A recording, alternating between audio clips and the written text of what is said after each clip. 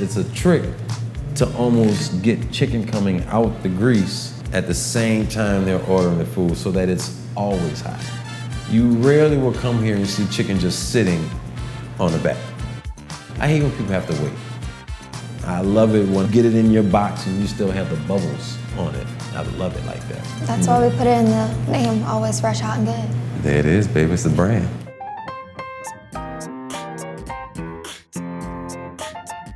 My name is Kermit McGillis, and I'm one of the owners and operators of McCarty's Chicken and Fixins in New Orleans. And my name is Alvy Anderson McGillis. All I wanted to do was chicken, and I mean whole pieces, legs, wings, breasts, and thighs, and French fries. That was it. In any business, if you're going to have sustained operation, you have to evolve. So the things that we do now in terms of the menu is really Ramon's creation. I guess we're partial because Ramon is our son, but it is fascinating to me to this day to see him orchestrate, and I use that word very selectively, orchestrate the operation. People come in and just are in awe in seeing how he can control the flow of everything. My name is Ramon McGillis. I primarily do all the cooking, the prep work, a lot of the frying. This is my livelihood. I love it, and I continue to do it. This is what we do. This is what I do. I love what I do. And believe you me, I've had a shit ton of fun. Give me that next step. My name's Alana McGillis. I'm the daughter, or the second one. These are our TVs for the menus. My dad, he was going to pay someone to install TVs and do all this. I'm just like, no, we can do this ourselves. My sister, she's the real technical one. So I just come up with the idea, and my dad is the muscle part who's putting up all that stuff because I cannot reach to put the flash drive. We've been frying chicken since 2000. It's a home-style fried chicken. We have more chicken than batter. We take a lot of pride in what we do with chicken. We serve a lot of it. You know, this is comparable to what you would fry at your house, just maybe a little better. But that's, because this is what we do.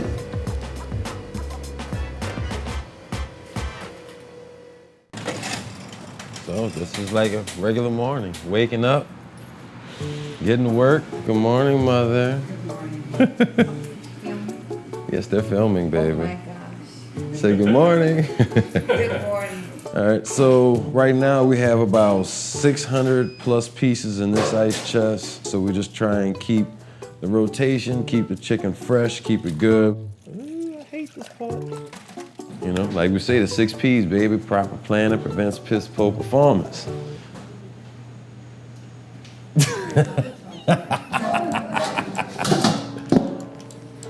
She loves it when I say that. Legs, 1, 2, 3, 4, 5. Family businesses are very difficult. You see, you need to change your shirt. You are with your family the whole day. I try not to think about them some days. You know what I mean? Oh, he called me mother. You didn't clean your face up this morning. I didn't? I don't know. That for all those folks out there that are contemplating a family business, think twice, 3 times. Myself, my mother, and my dad, we are the only ones that really know the exact increments of the recipe. I know the basics. I like to start off with the big pieces first. I don't like to put a lot of chicken in my flour. My seasoning blend, I blend it into the flour. I'm real anal about the temperature of my stoves. I like to have my temperature set at certain levels, certain temps. I fry a lot of times off of feel. So I've actually taken the numbers. So this one will be right at about 295, 300. This one will probably be around 325-ish. This one here will be on a higher temp, which is where I'll get my crisp. Believe it or not, that'll make or break your chicken. Temperature. You can either have banging ass pretty chicken, or you can have some dark, burnt, ugly ass chicken. Prefer the nice, pretty chicken. I need a hairnet. taking off. It's like my trademark, my hairnet. My family hates it because I'll do interviews with a hairnet on. I'm on the news, whatever. I got a hairnet on. They're like, Daddy, why are you wearing a hairnet? I'm like, it keeps my hair. About 20 years ago, in a past life, I was a commercial banker. I got tired of going to credit committee meetings and board meetings, and so I said to myself, what am I going to do if I don't do this? I finally decided that a passion of mine was food. Alvy came from the educational system. This was not her passion, but she joined me in this. My first master's was before he was born, 1977, Tulane, School of Public Health and Tropical Medicine. 1986, I graduated again from Tulane, but their executive MBA program. Since I was not always in this business, I questioned myself, why in the heck am I in here, you know? And when I first started here, both of them left, and I was still doing cleaning detail, and I'm like, oh my gosh, I have 2 masters and I have to clean the toilet? What is this?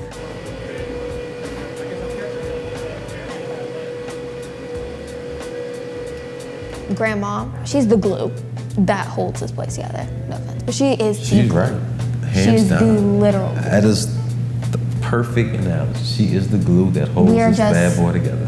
the pieces of paper that need to be held together. Girl, go ahead. I'm gonna use that. I didn't even think I was going to like being a grandmother. I was a career kind of person, but love of family makes you do certain decisions. I love my granddaughters and enjoy spending time with them. I always tell them, I said, Nani might bite during the day, but I'll enjoy you when we come home. Let's get some chicken in the grease. Grandmother had a really banging ass fried chicken recipe. So we took that and he had the idea, like, we can make money off of this. People would say to me, man, that chicken tastes just like my grandmother's. That was the concept. And to hear people reiterate that is just unbelievable. When my dad started it, I was in school. But then after I graduated, you know, it was like, boom, we're gonna get in there, we're gonna make this happen. That's the no salt fry for Mr. Walter. It wasn't necessarily my dream to do it, but it was that family thing that, you know, I'm gonna help. Ramon is truly a thinker and an innovator. The difficulty for me is that you have to listen to so many things, some of them so outlandish. But the reality is you never know which one is going to really work. So these are how I cook hamburgers. These are skillets that we developed and made. I welded a stainless steel basket inside of the basket. I use the oil as a heat catalyst. It heats up the metal. In turn, heating up the metal, now I have a skillet. Me and my dad, we don't always see eye to eye. He has a dictatorial type of demeanor when it comes to this operation. I am the only employee that mans the fryer station. My mother says, because y'all are just alike. And I feel like that's true. Like y'all, Shut up. y'all are alike. 'Cause like sometimes we bump Watch your heads. tongue. Sometimes we bump heads because we're alike. I feel like we agree more than we disagree. But then sometimes we Us too, disagree. yeah. We agree more. But me and my dad, we don't always agree. I feel like you're stubborn sometimes. I'm very stubborn. And he's stubborn too. I mean, he's extremely stubborn. I'm just not that stubborn. But So. We're stepping back and he's stepping forward by design. Now I've learned in LVS too that if it was going to work successfully, only one person can call the shots in terms of operation. That's him. I've been in the restaurant since I was like 6 years old, probably before that. But I have pictures of her.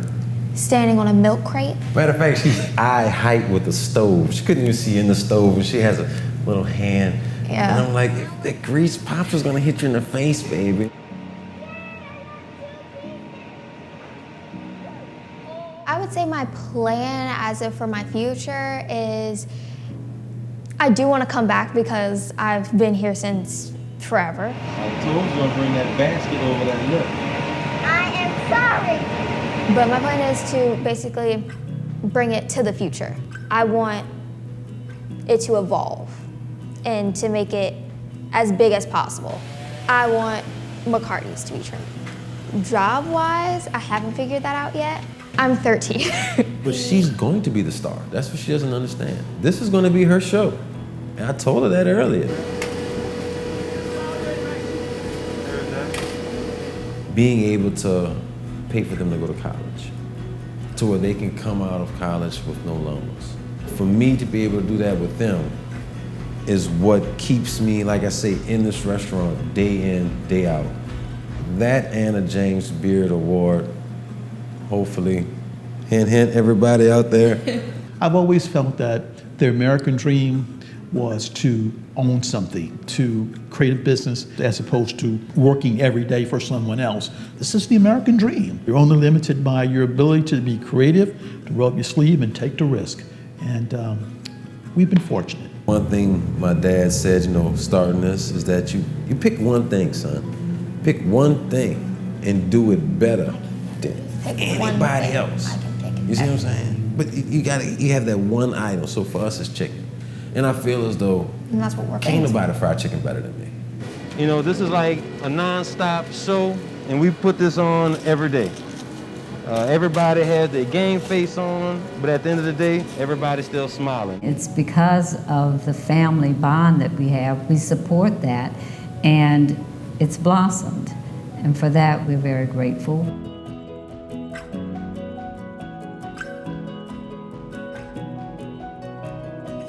For the most part, my job is a babysitter. I babysit the chicken and the grease. So when their parents come by them, I ship their little bastards out.